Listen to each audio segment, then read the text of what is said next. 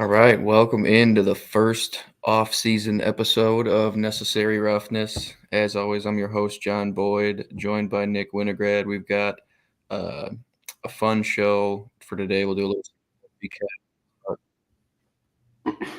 You hearing me? Yeah, I got you. Did you hear that echo? Oh, sorry, guys.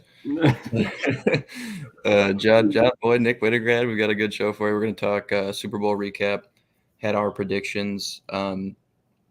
Last week did that episode and Nick hit that one on the head, so we'll let him talk a little shit here at the top of the show, and then we'll reminisce a little bit about the season as a whole, now that we've got a champ crowned, and then we'll talk coaching hires.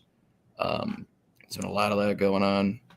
We'll talk a little bit of free agents, and that'll be about it. But keep the comments coming as we move through this, especially once we get to favorite moment from 22. I'm sure there will be some that Nick and I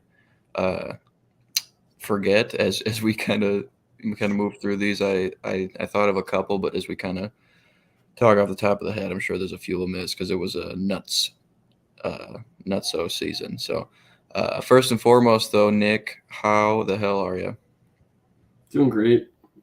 Just having a great week. I mean, up here in Oneonta, it's actually a lot warmer than we ever expected it to be at this time. So Yeah, we had rain like 2 days ago here. Yeah, I mean, it just feels like when it's like 55 to 60, we call it. It's actually 80 to 85. So, yeah, it just kind of gets you happy and makes you excited about whatever the hell we're excited about in life. So, yeah, having a good time. Yeah, well, good to hear, man. You're also probably riding high on that prediction. You and I, last week, we sort of agreed it would be close and agreed it would come down to the wire, but you were the one who thought it would be the Chiefs coming out on top. I thought the Eagles would be the ones squeezing the orange at the end of the game, but it was that long 5+ minute drive to seal it. And before we get into too much of it, I want to get your thoughts on the turf situation.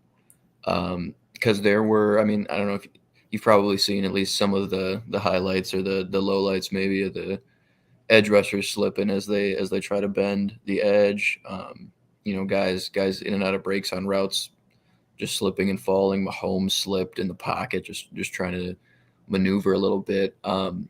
Obviously, it doesn't give one team an advantage more than the other.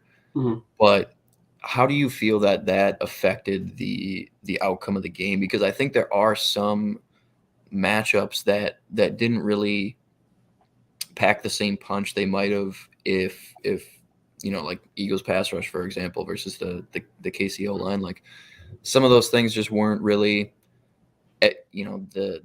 the full product that we were expecting just because of those conditions. But what are your thoughts on how that affected the game and the outcome of it ultimately? Yeah, as you said, like, it's obviously not going to give an edge to either side, but at the same time, it's a very determining factor for one of the sides because what if one thing happens to one of them and it doesn't happen to the other in a key spot, right? And it's so interesting because we always say, like, the Super Bowl, oh, we're going to get the best of each team because it's inside, we're in a dome, like, there's no way, like, there's any, it won't be raining, it's not going to be in Buffalo, it's not snowing, there's no problem. And then you get Arizona's field, and it's like, oh man, like, Arizona's field's had problems I mean, it's pretty notorious that their field is not perfect. And I saw a report before the game even, and I was like, you know what? It's the Super Bowl. They probably made it really nice. And you could definitely see during the game that it was not really nice. And it was like, people were tweeting all about it, like, what's going on with the field? Like, of course this happens to my Eagles. Of course this happens to my Chiefs. Like, of course, like, why can't we just be in a normal stadium? Like, and yeah, I think there was a lot of moments where defensive pressures were kind of held up just because, whether it be coaches, almost like telling them if you don't think that you can plant your foot without getting like any like traction and like falling down, potentially injuring yourself, don't do it. And that completely changes the entire game plan. I thought that there was a lot of times where Hurts kind of like escaped where the Chiefs guys weren't able to get to him just because of like like a potential slippage or whatever. So Mhm. a lot more than I expected. Like obviously reading that report before the game, it was a lot more than I expected that it actually affected the game, and I just thought it was kind of unfortunate for both sides. Yeah. Yeah, whoever was prepping the field must have just like overthought it. It was it was this big. They've been prepping this specific field, I guess, for like 2 years. Um, Wow, getting ready for the game. Like they said, it was like an $800,000 project to get this turf ready for the Super Bowl in time. nice. Apparently, they like walked it outside to get it some sun over the course of the week to help kind of dry it out. Um, but I don't know that it was necessarily like wet to be slick, but for whatever reason, it was really slick. And I think, yeah, again, it was still an even playing field, right? But like I think, and it was a great game, but in some aspects, I think we were deprived of the real heavyweight matchup on both sides of the ball. Um, just because it was like everybody was at like 80-85% maneuverability. It was just a weird You don't it want was to a hurt weird game. yourself. There's no It snow. goes, yeah, it goes down to that. It comes back to that. Maybe you're doing too much to try to make it perfect. Yeah. You know. Yeah, Um, so whatever that was, we've got a yeah. Heard the guy in charge of the field is on the turf for all Super Bowls. Yeah, it's like whatever happened this time, it was a lack of preparation um leading up to it, or like over preparation. Some right. something went wrong, and it can't happen on the biggest stage. Um but Mhm. again, we got a great game out of it one way or the other. Um, and kind of take me through. You and I were texting a little bit as Spag started to turn it on. Um, but what were your thoughts sort of down the stretch as like a big stop in that game was holding the Eagles to a field goal. I think it was late in the third that made it 27-21 instead of pushing it to a 10-point game. Um, and it kept that lead really manageable for Kansas City. Right. Um, but take me through your thought process sort of in the second half as it really started to get uh, each possession started to get so crucial. What you saw from the coordinators, because a couple of them, both Philly coordinators, we'll talk about it later, but are on to head coaching positions. A lot has been made of like Jonathan Gannon's performance, for example. Um, Yep. but what are your takeaways from the play callers on either side for these teams?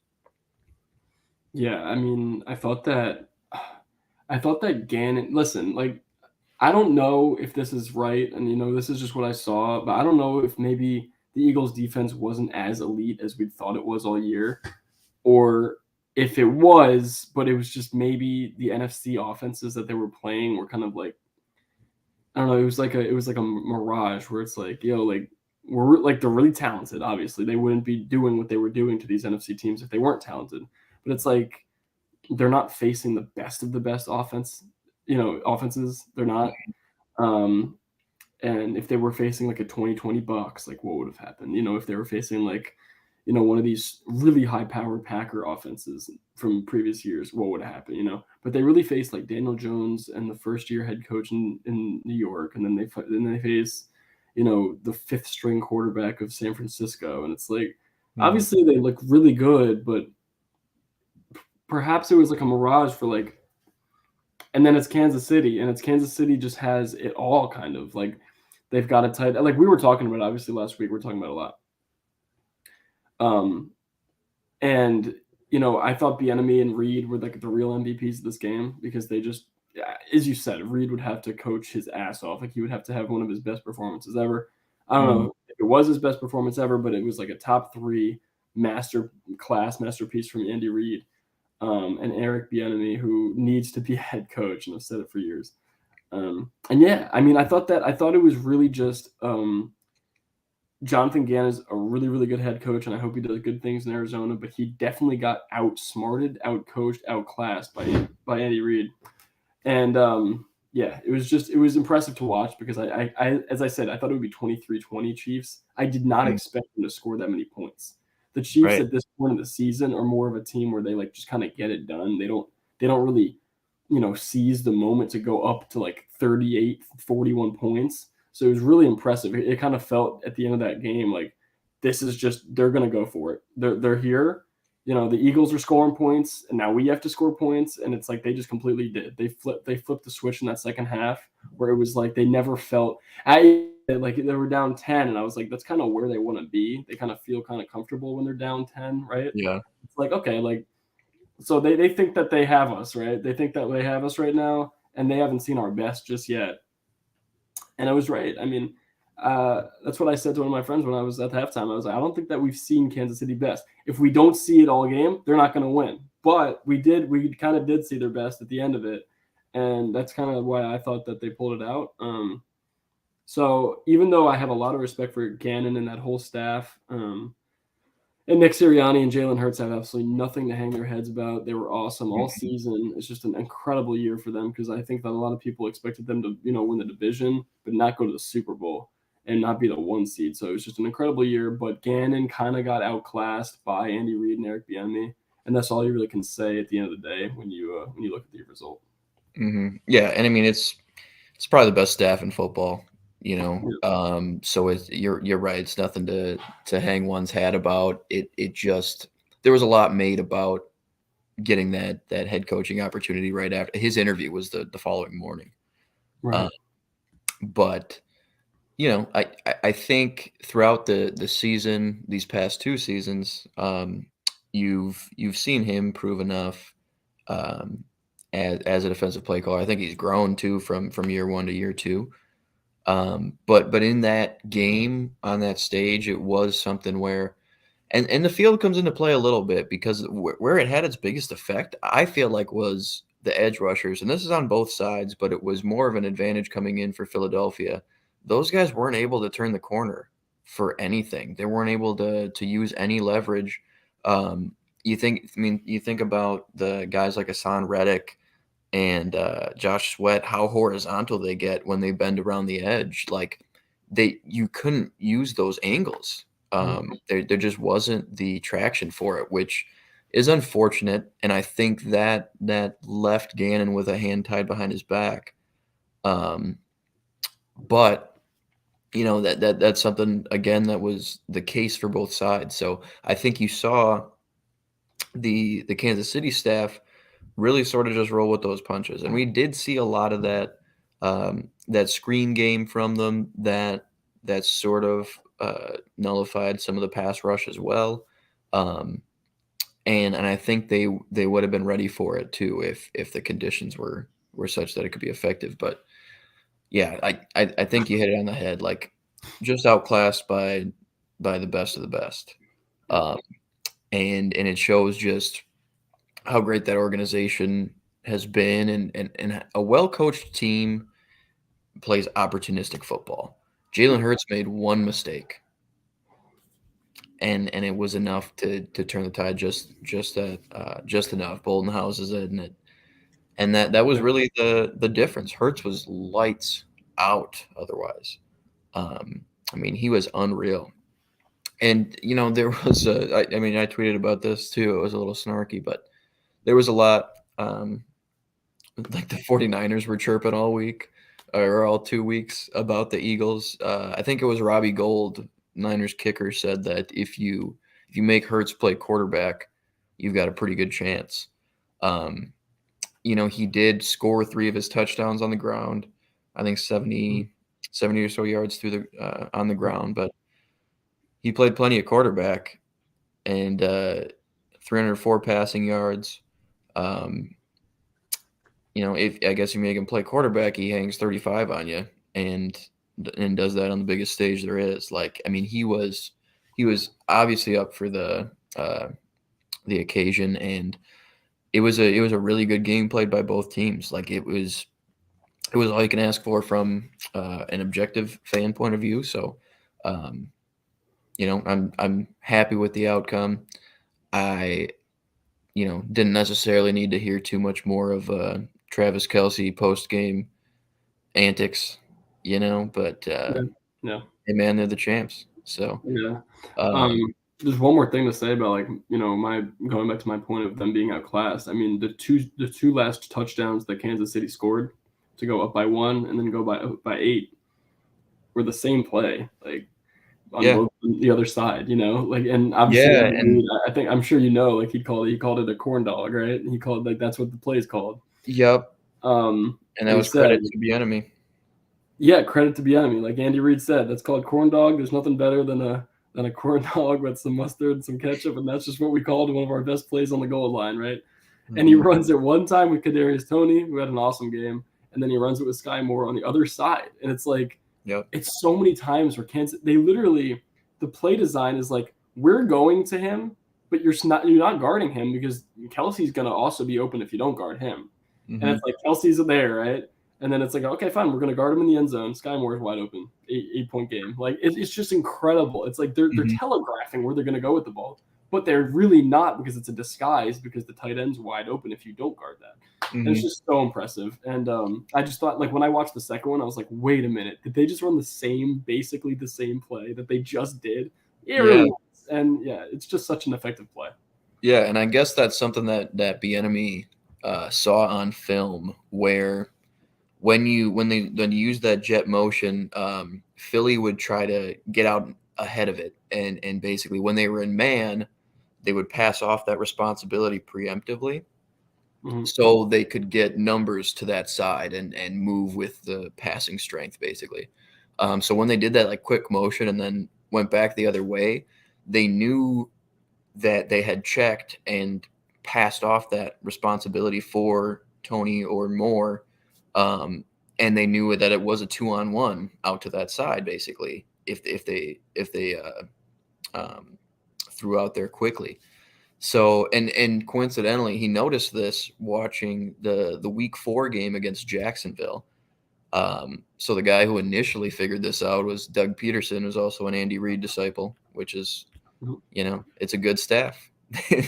They were really the difference in the game. So no, I'm glad you brought that play up, because that was really cool to see, because those were what, a 3-yard touchdown and a 5-yard touchdown or something like that. Yeah, Like, it's the same play. Yeah.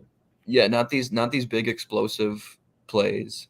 This was Kansas City winning every way you can think of. Over the last 5 years, they've gone from 50 touchdowns and through the air from Mahomes, and Yeah. just this high flying Hardman and Hill will beat you deep, and they've gone to now more like a early 2000, like Mahomes almost operates like an early 2000s Brady on some of these drives, just like so methodical, just working over the middle.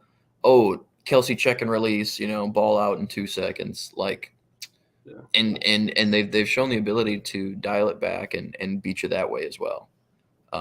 So super impressive from them. Hard for them not to be the odds-on favorites, especially if they do improve the roster. Like people came into this season thinking their roster got worse. Um, Yeah, but Mahomes said in their Super Bowl parade that the AFC West thought that we were tanking and we're world champs. I don't think yeah, we said you were tanking. I just think that yeah. we didn't expect you to win 15 games. It was Like, funny. He was like, "Yeah, no we're one world said champs that. in a rebuilding year." No one thought Yeah, you we were didn't say rebuilding. rebuilding. Like, what the? Yeah. We're Last not thing taking about that. rebuilding. We didn't say they were rebuilding. Yeah. Last thing about that game, Andy Reid did say he's coming back. Yeah. From all the news, you'd think Bieniemy would be in the news, getting interviews or something like that if he were to this upcoming season. But sounds like he might be back. This might be a lot of the same pieces coming back for Kansas City. They clear 21 million if they cut Frank Clark, so maybe they can do something with that. I mean, he was fine in the playoffs, but not worth that price tag throughout the regular season. So they've got some maneuverability on the roster as well, and I could see them getting even better. And it's going to be tough for the rest of your. It's going to be tough for your guy Josh and the rest of the Yeah. boys in the AFC to keep pace. Like, it's just the team's so strong top to bottom, and that includes the staff and ownership, frankly, for putting all these pieces in place. So credit to him. Yeah, But let's talk a little me bit too. of To next lose year Tyrann Mathieu and Tyreek Hill and then win the Super Bowl the year after. and Tyrann Mathieu. Yeah, that's another one. Dude, you lost Um, two All Pros, one on each side of the ball. You yeah, you had those All Pros, you don't win, and then you lose them, you do win. And the one thing I want to say about Bieniemy is that okay, so maybe he's just not head coach material. Like I've always said, like why wouldn't he be a head coach? Dable is so incredible as an OC. He's the head coach, right? He's the coach of the year. So maybe he's not. Maybe he doesn't have that leadership in him. Maybe he's more like he kind of delegates that to Reed. So maybe he doesn't have that in him. So then the question, arises: then why would he leave Kansas City? Was he even like a challenge somewhere else? Why? Why right. would he do that? Like he's made his name in KC. Like what if he went to Indianapolis and became the OC and they suck and it's just like Bieniemy, what happened? Oh, you only had Mahomes. Why would you even take that chance? Like I'm good. I'm if I don't want to be a head coach and I don't have that leadership, ability that some of these guys do, I'm not going anywhere until I retire. Like I have the perfect situation for myself. I wouldn't want to Right. do some challenge and potentially mess it up. I wouldn't want to do that. Yeah. Yeah. So if that's probably the best offensive coordinator position you can think of. You're working just the go between for Patrick Mahomes and Andy Reid. Sounds like Yeah, sounds like sounds like fun. success. Yeah, it sounds like a fun. On the topic of coordinators, we'll do head coaches last because there's actually been a lot of movement with the offensive and defensive coordinators recently in the news. A big one um, that I want to start with is Vic Fangio to Miami. Yeah, Um, I mean, this is a guy who he got his first defensive coordinator job in 1995. This is a guy who is a proven commodity. He's been around the league, and he was only a head coach for those couple of years in Denver. Otherwise, he's just been a defensive coordinator. And so I think he's probably pretty comfortable just staying in that role for however long. I don't know that he's necessarily going to be chasing head coaching jobs given his age. Um, so I could see this actually being a pretty long-term fit for Miami, given that I could see him sort of kind of settling in as just a coordinator for the rest of his career, and this would be a good place to do it. They've got some pretty good pieces on the defense. But what are your early takeaways on this hire? Yeah, I think it's a good one. I think that he had a lot to do with those really good Denver defenses when he was over there. So um, yeah, I just think that especially with his age, I think this is a good fit for him. He doesn't want to be head coach anymore. They have a good head coach already in Miami, um, and it's a good fit. I really like it. I mean, the Dolphins have some really good safeties. They got some good ball hawking corners, and they got guys that can get to the quarterback as well. So overall, I would say that it's a good defense, but they do. I would definitely say they need some more. Guys just kind of over the top because I mean Josh definitely shredded their secondary in that playoff game. Mhm. So at the end they can stop guys, but if you can't stop the best of the best, and especially the best in your division, you got a problem. So they'll Mhm. definitely have to make some adjustments and maybe make some moves. I heard that they were going after a few guys in that safety position. So Vic Fangio, really good hire. He's been around the game so long. As you said, 2005 it was his first year, or did you say 1995? 95 was his first as 95. DC, Oh yeah. my, yeah, 95. It's a long time. He knows the Mhm. game very well, in and out, and it's really good to have a guy like that, especially with obviously going into his second year. Mike McDaniel. I mean, to have somebody that has so much experience and such a nose for the game and defensively, especially, um, there's nothing better you really want. When you're Mike McDaniel, you look at him and it's just like he is, you know, football personified. And you're going to look at this guy and just have a lot of respect for him the second he comes in the building. He doesn't really have to prove anything. You know what he Mhm. brings to the table. So that's just a really good fit, especially for a young team. I think overall Miami is pretty young. So Mhm. he'll bring a lot of character, a lot of experience over. So yeah, I agree with the hire. I think it was a good Yeah, one. and I'm not sure exactly what their situation is, the rest of the way, but he could attract some great, positional coaches as well, Mhm. just with, guys he's worked with around the league. That was Um, yeah, exactly. Big money tied up to, like, Howard and Jones at corner, and they had some down years, but, um, yeah. like I said, if he's gonna be there for a few years and build something here, I think they've got some time in this 2, 3-year window to build a real contender. Mhm. And they're starting to put the staff together to do so. Another good one, um, and this is a guy who has a really interesting resume. This is Ojiro Evero coming from Denver, getting the DC job in Carolina. He, throughout his career, has coached all three phases. He's been special teams, offensive and defensive assistant, DC, defensive backs guy.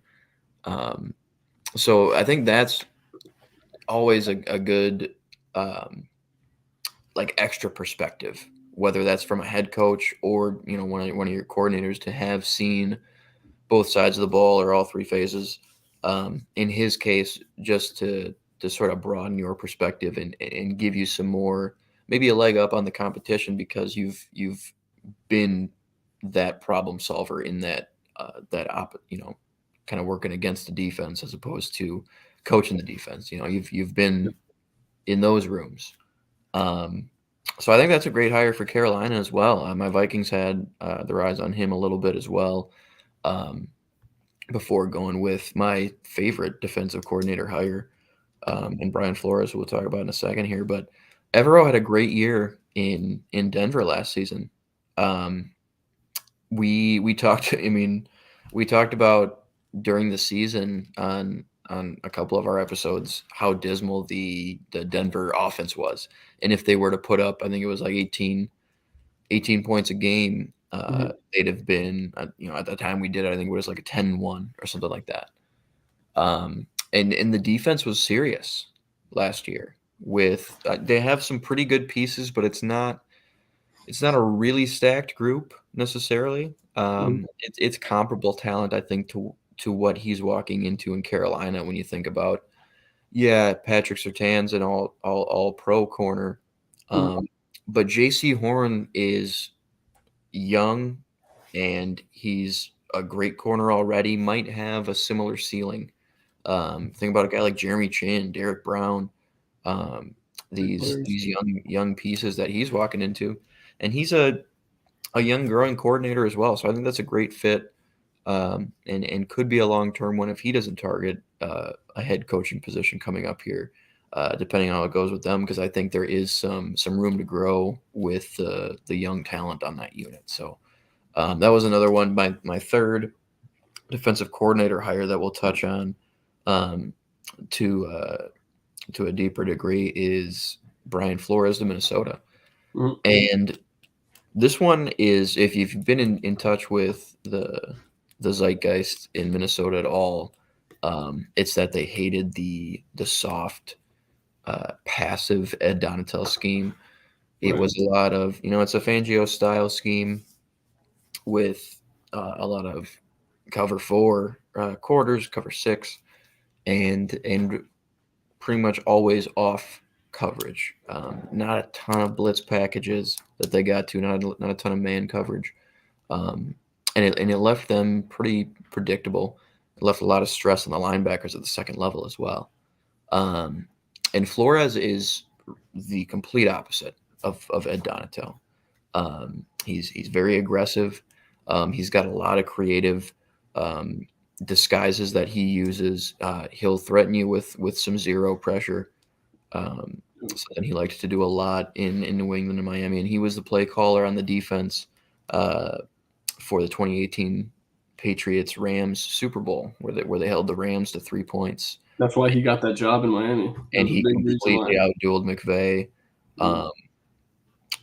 Um, so that and that is what I've kind of fixated on as a Vikings fan, is that's kind of the high end, right? And that wasn't an incredibly star-studded group that he had in New England that he did that with. Right. A lot of it was really sharp scheme stuff. So that's another great hire in my opinion. A couple other ones we'll breeze through quick. Jim Schwartz to Cleveland. Um, Steve Wilkes is going to take over for D'Amico Ryans in San Francisco, which is cool. Mhm. I know you and I were wanting him to get that head coach job in Carolina for good after how he did as Yeah. an interim, but you know, uh, be that as it may, San Francisco is a great opportunity for him as Oh, well. yeah. Really good. Uh, for Houston, a guy I don't know much about, Matt Burke, not to be mistaken for acclaimed politician and former center Matt Burke. This is Urke.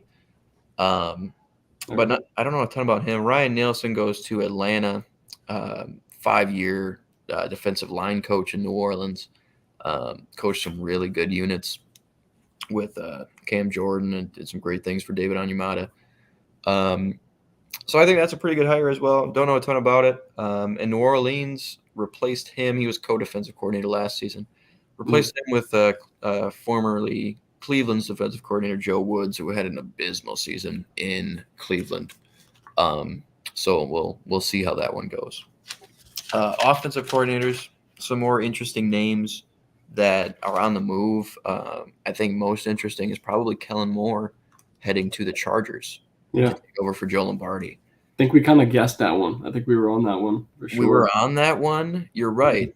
Um, I'm really glad it happened because Yeah. I'm a Herbert guy, Mhm. and I was one who was loud about him being held back by his coordinator and his offensive play caller. Um, he just think like picture a Justin Herbert highlight, Yep. or a Justin Herbert like great series. You're picturing him maybe shaking a sack off. Maybe it's a clean pocket, but you're picturing his 6'6" self bombing one deep Right. to you know whomever, or you're thinking of putting one up for Mike Williams, or hitting Keenan Allen over the middle on a dig with a laser. Right. But he had the lowest average depth of target of any starter last season, and that's just malpractice. It was an instance, of course, where his weapons were few and far between. A lot of injuries, a lot of offensive line issues that you can't necessarily blame on Lombardi, but that wasn't always the case. Uh, Mhm. and even when it was, there are other ways to get to explosive plays with Justin Herbert, and there are, I think, some issues that ran deeper than personnel with Lombardi's offense. I mean, there was a play I highlighted in their playoff game where it was a 7-man protection, and somehow the communication on that was so bad that against a 4-man rush there was a free rusher at Herbert, and he had to get the ball out quick. Like it was and that the buck stops at probably the head coach, but if you're going to scapegoat somebody, it's that offensive coordinator, where it's like, hey, communication on something like that, you're not even picking up a blitz, actually, just picking up the rush on a play where we have an opportunity to create an explosive, a second and short turns into a third and long on the most crucial drive of a playoff game. I think that was it for him. That last drive was pretty disgusting. I can't believe they didn't get rid of Staley, but at least they got rid of Lombardi. I mean, Right. right? I mean, Yeah, and that's the only way you don't, is say, well, we're gonna bring in a different offensive coordinator and see if that jives, because Staley did start to crank it up with his defensive play calling towards the end of the season. They yeah, were getting giving up shredded. like how many points in a row to Jacksonville? Yeah, Oh yeah, he was they great. were getting shredded.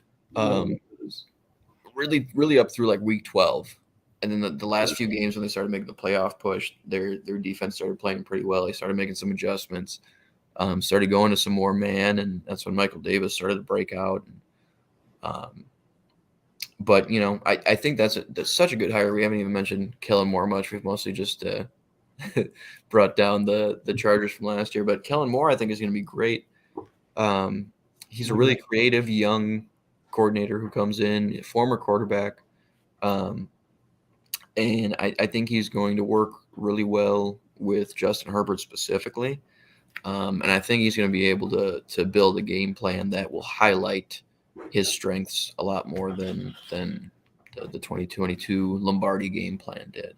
Yeah, and when you think about this, the first thing that I thought about when they hired Kellen Moore, I was like, how many? You feel like Justin Herbert's got no limits, right? He's just an all-world quarterback that just doesn't have any limits. Mm-hmm. And then you think of Lombardi, and he's got so many limits. He's limiting him. Like, why is he? Okay, then take it on the other side.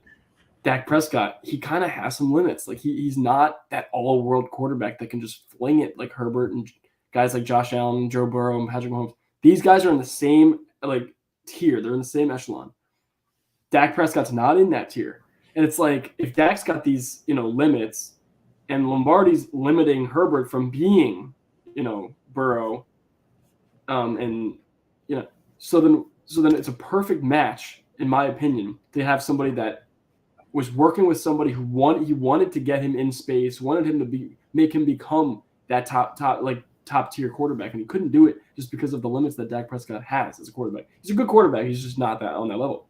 So I feel like this is a perfect opportunity for Kellen to really work with Justin Herbert, and when he first sees him in practice, he's gonna be like, "Oh my God, I wish I had that all these years. Like, look at these throws that Herbert was making." He's just gonna be just so impressed, I'm sure. Like in their first practice, he's gonna be like, "Oh, he's licking his chops. He's so excited about some of these plays that he's gonna come up with." So I think the Charger offense is definitely gonna pop a lot more as long as they don't get every wide receiver injured possible. Hopefully that doesn't happen. Yeah, that's something for which I'm super excited, and I hope they go receiver high in the draft as well. I could see him going back to the trenches really on either side, but getting some youth into that receiver room, getting a true deep threat would be awesome for that group and for Justin Herbert, and I could see them leaning into that a little bit more the way some other teams have around the league. So another one that I think was great and the fit sort of speaks for itself is Bill O'Brien back in New England. Yeah. The boys are back in town. It's another Belichick guy. O'Brien actually started his NFL tenure with the undefeated 07 Pats. Wow. And then he was with them through the 2011 other Super Bowl loss to the Giants. But he was OC in 2011, quarterbacks coach up until but it's a guy who's familiar with how things operate over there, who's seen it at its peak, really. I think is a good thing to get back in there. I think it'll be a better fit than Patricia, and he won't maintain some random role within that organization that other organizations don't have a name for. But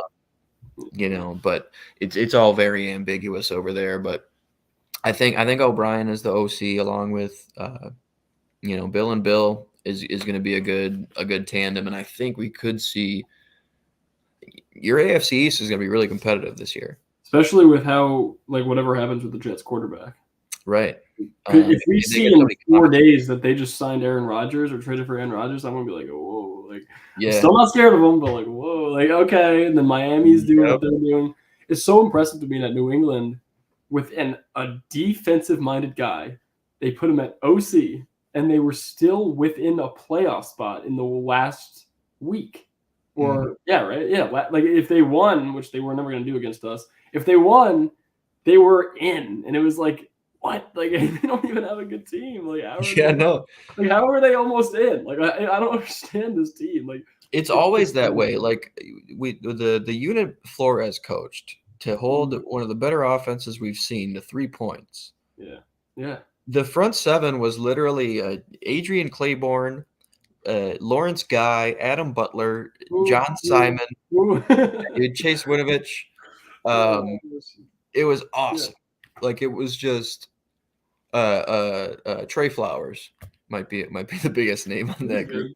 He was good. He was yeah, and he was fine. But it wasn't these game wreckers. Like it's like and that's like the New England way. Like I feel like whoever they bring in of, and I think some more of that is coming back into play with Bill O'Brien taking the reins on offense. So I mean, you Right. could see I wouldn't be shocked. I could see the Jets actually falling off if the quarterback situation doesn't get ironed out.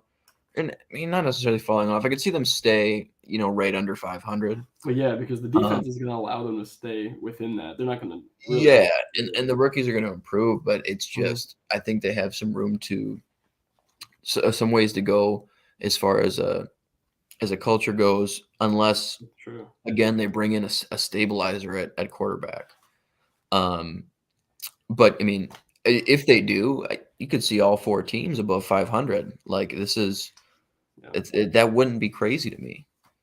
Yeah, Because I they were wouldn't say closest. Rodgers. I wouldn't say Mm, Rodgers is a stabilizer, right? He's not. But I honestly yeah, just feel that if even though he's not, and he's such a wild card at this point in his career and life, I feel like even if they got him, right? I think the Jets, just like the Jets, right? I feel like they'd be so excited. Like all these guys would just buy in. I don't know if they would like really buy in, but I don't know if they'd be just excited to buy in about it. And then like he gets like this guy yeah. sucks. Like I know he's good, but he's just like no. Like, I don't know, but like I feel like they'll really try because it's like this is finally the guy, right?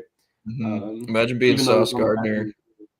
Yeah, Yeah, imagine yeah, being Sauce Gardner who he put the cheese on his head after they won in Lambeau, and he was walking around with the cheese on, yeah. and then Aaron comes to play with him. Could you That would be imagine cool. that's like the deciding factor in why Aaron doesn't go to the Jets? Yeah. Like Sauce was doing that just because he was having fun. It's like, are you kidding me? Like this is why you're not coming in. Like, yeah. Oh man. Here's a good question from Lucas here. Lucas, thanks for tuning in. I'm a huge Kalijah Kancey guy. I think he could just because of how multiple that front is. Like I think he could move around a lot, and they love a good penetrator on the inside. Mhm. Um, and given he's a little bit undersized, but I think that's a good place to send a guy like that. Where I think it's an organization that's going to put him in his best place to succeed. And you think about him and Christian Barmore, and that upwards trajectory of those two as a duo on the inside, with the way Uche's developed and Judon's still hanging on. Like I think that's a really really nasty pass rush, and one that Belichick could have some fun with. So I like that fit. I'm really interested to see where he goes. I've seen first round buzz. We'll see how the combine goes. But Cansey's the real deal. Um, Obviously, there's the size concerns, but he's got serious pass rushing chops. So I think that would be a good place for him to go. I'd like him in. Um, I'd like him in a spot like Minnesota now too, with a guy like Flores. Oh yeah, you want to Anyone win from that, yeah, man. Anyone from that tree. I'd like him in. I'd like him in New York Giants I with saw him Wink. mocked to Seattle, so I don't know. Yeah, yeah. I feel like they need a run stopper bad. Um, but I could see him going there. They need D line bad as well. But I'd like to see him go to an aggressive multiple front style defense.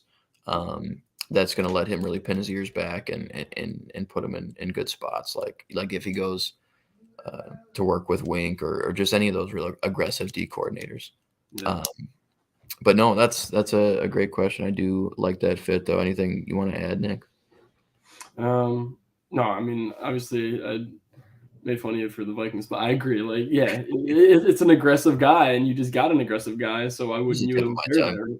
there? Yeah. Pair Flores and The rookie, you pair Belichick with him. I mean, that never goes bad. I mean, he's gonna Mhm. right away. I feel like when you're a rookie and you get paired with Belichick, like you're humbled day one. You're like, hey guys, like I'm wearing the suit in the draft, and Belichick's like, I don't care what you're wearing. Like you're not starting. And it's like, Mhm. oh, why not? Like you're just like humbled like day one. Yeah, Like you're yeah. not. You don't. It just tells you like you're not anybody yet. Like Mhm. But um, yeah, I could see him going like mid late first to the Pats. Just yeah, I Colts mean, change. obviously, like What? you should Okay. go in Yeah. the top 13, 14, but you really never Mhm. know with the draft stuff. Yep. So that'd be a really fun fit. Quickly, let's breeze through these. And we've talked about some of the head coach hires already, but some of the ones that are newer are obviously the Philly coordinators. We talked a little bit about Gannon, but let's talk a little Shane Steichen going to the Colts. Um, man, that's one of the better that's one of the better fits, I think. Just when you consider what he's leaving in Philly and um, the way that offense ran. And then you put him over with Jonathan Taylor and some really good pieces on the offensive line. Obviously, some big holes on the offensive line, but I think if you get that unit rounded out, um, that could be a really dangerous rushing attack. And we know Shane Steichen is able to make you pay when the run game's working. And we'll see who they bring in at quarterback. Um, but he's obviously familiar with those dual threat kind of guys. So it could be, this could be a spot for Anthony Richardson. Um, and maybe it's one more year and they bring in a vet for one more year and let Richardson sit the year, or maybe they throw him into the fire. But I think it opens up some really interesting possibilities for their offense and sort of gives them a direction in a sense. Um, Mhm. and I like the fit, especially with Jonathan Taylor coming off somewhat of a down year and the O line coming off of a down year with still some pieces in place. Yeah. I think if they get that unit rounded out, it could be a really dangerous group actually. It was certainly a down year for the run game in Indy. Like I really expected. It's so incredible when like you have a year like Jonathan did in 2021, and then like you just expect like he's going to be like the rushing leader. He's going to score like over 15 touchdowns, and it's like what's going Hmm. on, man? Like it's just like always somebody new, and like that's exactly what happened this year. With I don't think anybody expected Jacobs to be the rushing leader. No, he went Um, nuts. right? Not at all. Especially with like Devontae coming in, it was like, and it's Jacobs, and it's just weird. The NFL's really strange. Hmm. But I think that the Colts really got a really solid, hire here. Obviously, it was never going to be Jeff Saturday, even though I kind of was like in the back of my mind. I was like, I hope it is. I like him a lot, but I don't know if I like him as a head coach. I just like him as a Hmm. personality. Um, but yeah, this was the right move. He's somebody that's experienced. He knows it. He knows everything that he needs to about like this tough like situation that he's getting himself into. And for the Colts' sake, I hope they buy into him because they better. They got nothing to lose. Hmm. They they're not going to go down to like Texans territory of being bad, but they're also not going to be like a 12-win team. So they should if they can get up to being a 9 to 10 win team and build off that with their new head coach, I think that'd be a really really strong first year for him. Yeah, definitely. Um, and another thing about that, well, it was funny with the Saturday stuff. Our former co-host Chris Yeah, was pretty funny on Twitter, just like dreading the what seemed like an inevitable Saturday hire because there were weird reports around like when it was, oh yeah, we're interviewing Jeff Saturday. We got what was like a 12-hour interview or whatever with Jeff, and it's like, okay guys, what are we doing? And I'm everybody's reminiscing about the old days. Is what yeah, they're doing. just playing like Madden 04. And then Uh, like the last 5 minutes, it's like, all right, so you want to join? Okay, I will. yeah. I'm wondering if he stays on the staff though as an O-line guy or something like that. But Maybe, yeah. um, that'd be cool anyway. But I'm glad they went with an up and coming football mind with a coaching resume, not just a general football resume. Um, but no, I think that was the right decision, and obviously he's coming off some success and coming from a winning culture. So back to back playoff berths, and that's something the Colts have been missing. So great hire as well. Frank Reich from Indy goes to Carolina, and they're putting together a pretty good staff. I think they could be a little dangerous potentially. But again, I don't know how much of that hard nose, run it down your throat mentality came from Steve Wilkes. Right. Um, but we'll see what Frank brings to that unit. I think the best head coach hire. I'm not a Sean Payton guy, but that was a good hire. I like D'Amico to the Texans, man. I think I love that. I love it. What's better than coming back to be the head coach of the team for which you played in the NFL for so many seasons? He played in Philly as well, but Yeah. man, like that's such a cool story. I don't know if you Paul Wall is a Houston rapper from like 20 years ago. There was a picture from the Houston Texans official Twitter. It was just like Paul Wall and D'Amico Ryans shaking up, and it was like, "We got our guy" or whatever. It was super funny because he was probably really popular when D'Amico was playing. Um, but I love the vibe around all of it. It feels like a back home kind of hire, and obviously this is the honeymoon phase of it. But I'm really excited for what he could bring to that organization. Um, Not just from a defensive standpoint, but just from a leadership standpoint. I think he'll put together a really good staff. I think he'll delegate well. Sounds like he's still going to call defensive plays, which is good news. Um, and I think the Texans have nowhere to go but up as well. They've got a lot of draft assets that he could contribute to the analysis on and get his guys into that defense. And there's already some really good young pieces that I think he would like to work with. You think about Petre, what he did for Talanoa Hufanga. You think about a young guy like Petrie at safety, Derek Stingley at corner. Like there's some fun pieces for him to work with. So that was my favorite hire at any level. Is D'Amico Ryan's head coach outside of my Vikings picking up Flores, but I've got a little more attached to that. So, but what was your favorite? We touched on a lot of the big ones. If you had to pick one other one, what would be your favorite hire of the offseason so far? Different one, huh? I was looking around. I really like, and this is just like it sucks like out of left field, but the Lions old D line coach joining, you know, Avero